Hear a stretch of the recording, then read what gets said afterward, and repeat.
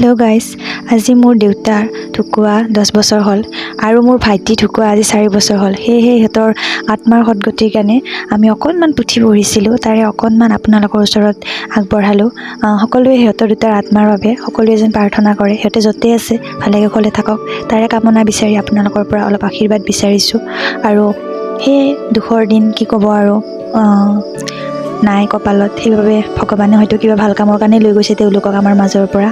সেয়াই আৰু আজি এই দুখৰ দিনটোত অলপ চাকি ধূপ জ্বলাই তেওঁলোকৰ আত্মাটো যাতে শান্তি পায় তাৰে অলপমান কামনা কৰিছোঁ আৰু আপোনালোকেও কামনা কৰিব, এয়াই মোৰ আপোনালোকৰ ওচৰত প্ৰাৰ্থনা কৰিছোঁ। আৰু কিনো ক'ম আৰু, বহুত বেয়া লাগিছে আচলতে, বুজাব নোৱাৰা অনুভূতি, কি ক'ম আৰু ভাষা নাই আৰু। আচলতে আমাৰ দেউতা বেমাৰ হৈ ঢুকাইছিল আৰু মোৰ ভাইটি এক্সিডেণ্ট হৈ ঢুকাইছিলে। আজি একেলগে তিথি পৰিছে, সেইবাবে একেলগে পৰাৰ বাবে একেলগে কৰিছোঁ। ডাঙৰ ফটোখন আছে, সেই ফটোখনত মোৰ ভাইটি আছে আৰু আচলতে দেউতাৰ ফটোখন আছিলে এঘৰ মানুহৰ ঘৰত, আমাৰ ঘৰতে আছিলে। তাৰপিছত ফটোখন কিবা কাৰণ এঘৰ মানুহৰ ঘৰত লৈ যাব লগা দেখাব নিওঁতে তাতে থাকি গ'ল। এনেকৈ ফটোখন পিছত হেৰাই থাকিল আৰু এতিয়া পাছপৰ্ট ফটোকে দিছোঁ, পিছত ডাঙৰ ফটো এখন বনাম বুলি ভাবি আছোঁ আৰু বনোৱা হোৱা নাই, এইবাৰ বনাম আৰু।